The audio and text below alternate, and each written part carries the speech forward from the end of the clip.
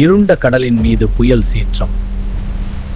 ஒவ்வொரு அலைகள் உயிரிலின் எழுந்து இந்த பேரிருட்டில் நாம் தனித்து நிற்கிறோம்.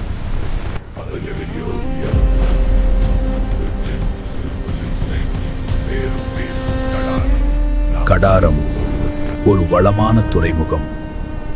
ஆனால் அது இனி ஒரு நாட்டின் பெருமை அல்ல. ஒரு பேரரசின் பிடியில் சிக்கிய சங்கிலி. வணிகம் நடந்ததில்லை, அடிமைத்தனம் நடந்தது. தமிழக வணிகர்கள் தங்கள் சொந்த கடலில் கூட அவமதிக்கப்பட்டார்கள். வரி பெயரில் கொள்ளை, பாதுகாப்பு பெயரில் அடிமை.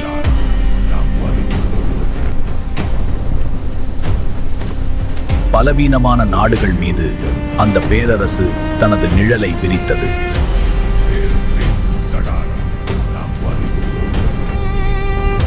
ஒரு இரவு ஒரு மறைமுக தூது சோழ நாட்டை அடைந்தது.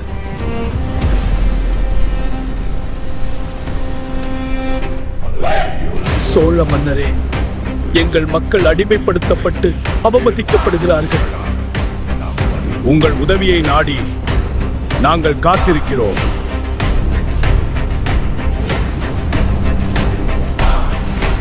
அந்த ஒரு தூது ஒரு பேரரசின் கோபத்தை எழுப்பியது.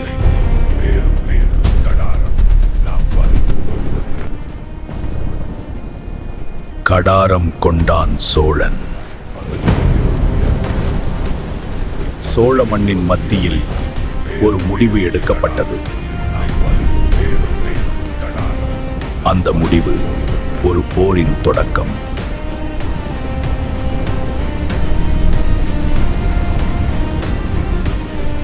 அவன் வந்தான், ராஜேந்திரன்.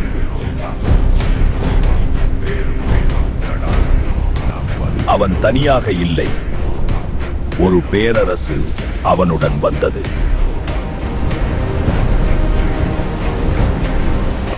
ஒரு பேரரசின் முழு சக்தி அந்த கடலில் ஏறியது.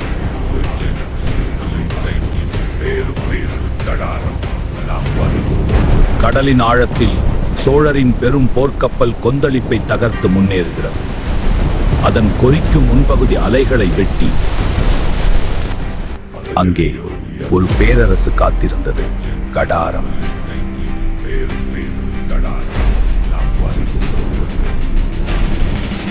சோழர்கள் போரணும் என்று செய்தி வந்தது. அந்த செய்தி ஒரு கிசுகிசில்லை. சோழர் ஏற்கனவே வந்துவிட்டனர். இந்த முறை அவர்கள் நிற்க மாட்டார்கள். அவர்கள் வருவதற்கு முன் அவர்களை அழிக்க வேண்டும். கடலை தீய.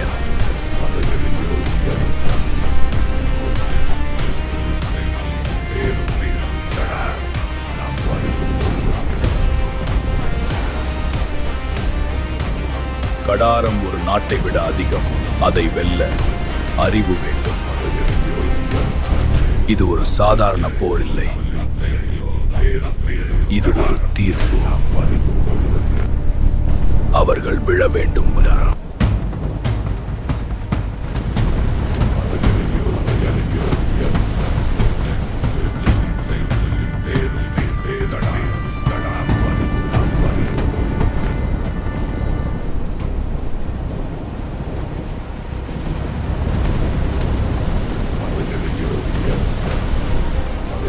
அமைதியாக அவர்கள் தயாரானார்கள். கடல் இன்று ஒரு வலை.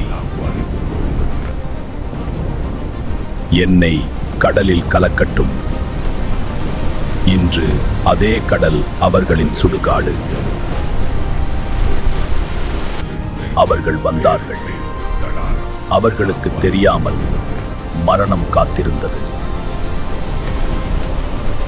அழகான நிலம். அதை அழிக்க நான் வரவில்லை. ஆனால் தேவைப்பட்டால் அது நடக்கும். போர் எப்போதும் முதல் தேர்வு அல்ல.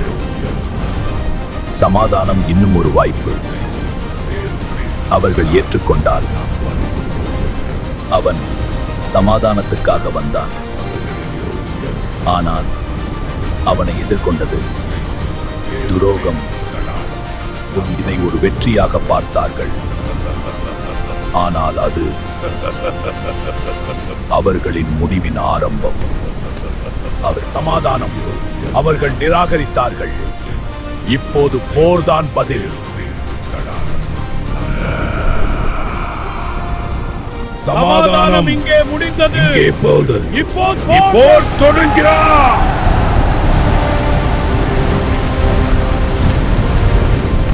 அவர்கள் கடலைவே ஆயுதமாக மாற்றினர்.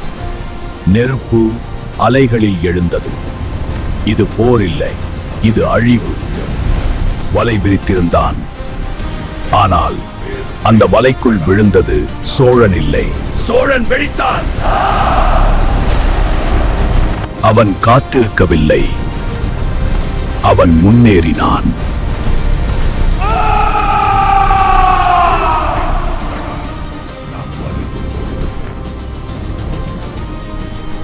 அவன் ஒரு போராளி இல்லை, அவன் ஒரு பேரரசு. அவன்தான் பேரரசு. அவன்தான். எண்ணிக்கை அதிகம் இருந்தாலும் ஆற்றல் இல்லை. சோழனை எதிர்க்க யாராலும் முடியாது.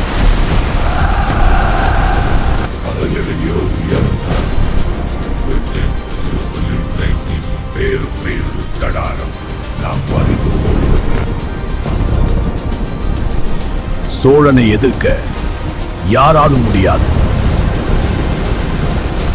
அவர்களின் படை சிதறியது. தாங்க முடியாமல் அவர்கள் ஓடினர். மன்னன் கூட தப்பிக்க ஓடினான். காடு முழுவதும் அதிர்ந்தது. பயம் ஓடியது. அதிகாரம் துரத்தியது. ஆனால் கடார்வ மன்னன் இது ஒரு பறக்கையை வைத்து வந்தான். ஓட்டம் முடிந்தது. பயங்க முடிகிறது.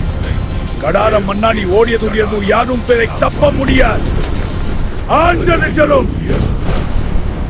இது ஒரு வெற்றி இல்லை, இது ஒரு அறிவிப்பு. இனி இந்த நிலம் சோழனின் அடியில் தான் இருக்கும். ராஜேந்திரன் வந்தான், வென்றான், ஆட்சி செய்ய போகிறான். இன்று ஒரு பேரரசு வீழ்ந்தது, மற்றொரு பேரரசு எழுந்தது. இந்த கதவை கடந்து ஒரு வீரன் மட்டும் இல்லை. வரலாறு ஒரு நாளை மட்டும் நினைவில் வைக்காது, ஒரு மனிதனை நினைவில் வைக்கும். ராஜேந்திர சோழன் ஒரு பெயர் இல்லை, ஒரு காலம். போரால் வென்றான், ஆனால் அரசாக ஆட்சி செய்தான். கடலை கடந்தவன், உலகத்தை இணைத்தவன் ராஜேந்திர சோழன்.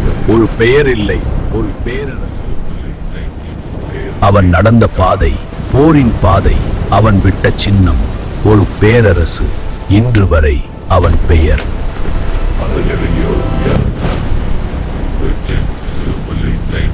பேரு கடாரம். நாம்